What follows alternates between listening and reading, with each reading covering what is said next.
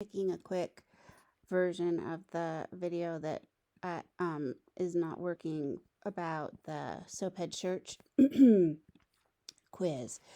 Basically, Soaphead Church believes in a series of ideas about white supremacy that come from a group of books, scholars, etc., who practice what is called race science, meaning not real science, but a pseudoscience that tried to define the differences between the races to justify slavery and also to justify the sexual abuse of black women during slavery and later to justify the lynching of black men. So one little kernel of this comes from Thomas Jefferson's Notes on Virginia. And in this section of Notes on Virginia, he's talking about Native Americans and whether Native American women can produce as many babies as white people, which is in itself weird enough. But something that he mentions kind of offhandedly as one of his comments about black people is that if you put, what he's saying is if you put a Native American woman with a white man, she will have as many children as a white woman. However, he compares Native Americans and whites to African Americans, and one of the things that he says is that African Americans are more ardent toward their women. And I'm sorry, I think I just lost that section. So give me a second to find it again. Okay. Yes, so this is what he says. Native Americans don't like hair on the body. It likens them to hogs. However, Negroes have notoriously less hair than the whites. And what he's debating here is whether being more hairy makes you more sexually active. It's a crazy idea to begin with. So he refutes the idea that hairy people are more sexual by saying that black people have far less hair. Negroes have notoriously less hair than whites, yet they are more ardent. And what he means by ardent is working hard to go after sexual experiences or seeking out sex. This is an article from 1916 called The Sex Worship and Symbolism of Primitive Races. And what it doesn't explain is that in this book, it's supposed to be about ancient cultures, but it also compares African cultures to ancient cultures, claiming that ancient cultures among Europeans or Asians have progressed. However, African cultures are still in this primitive state, therefore still worship sex.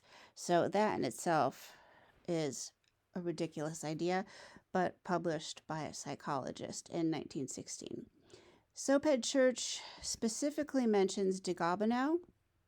So degabano was a major scientist, and I say scientist with scare quotes, holding up my fingers and scare quotes that you can't see, because he didn't use science, and really no one in the Enlightenment used science in terms of explaining the idea of race, because race is not a scientific idea at all.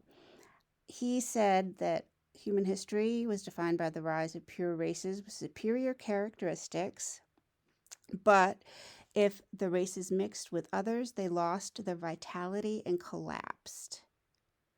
So this idea is what contributed to Hitler's idea of the Aryan race and racial purity. The pure races are all superior white races. And this is just classic white supremacy, which Soaphead Church buys into.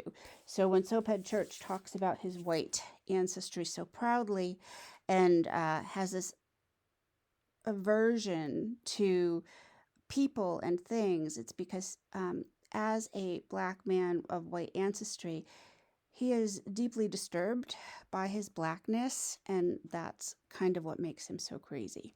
So I just quickly wanted to explain to you a little bit of the background about our friend Soaphead Church. If you'll give me a moment, I will switch over to that quiz that mentions the question. And I'm sorry, I think I opened the quiz for a different semester. Thanks for your patience while I go to that quiz about Soaphead Church. And